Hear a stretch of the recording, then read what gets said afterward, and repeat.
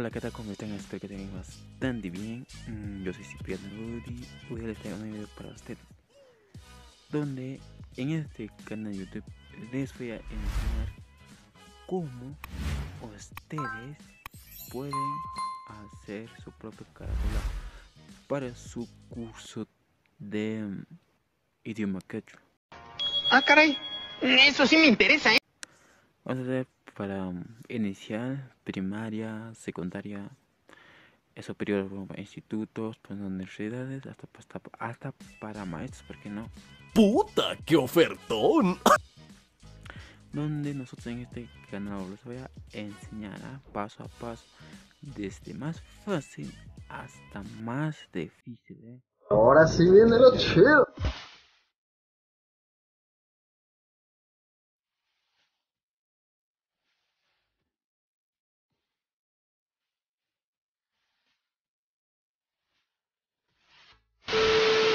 En el siguiente video les voy a enseñar, vamos a empezar por más fácil y de esta manera vamos a terminar con más difícil.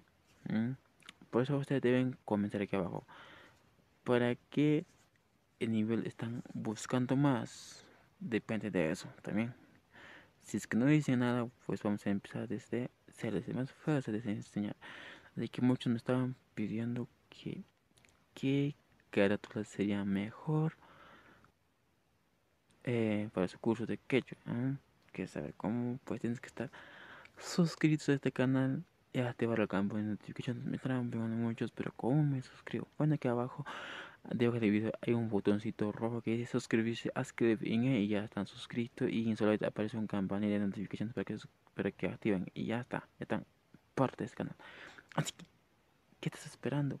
Así que muchos esperando, así que ya no se preocupen. Ahora sí que ya esta semana ya vienen nuevos videos para ustedes.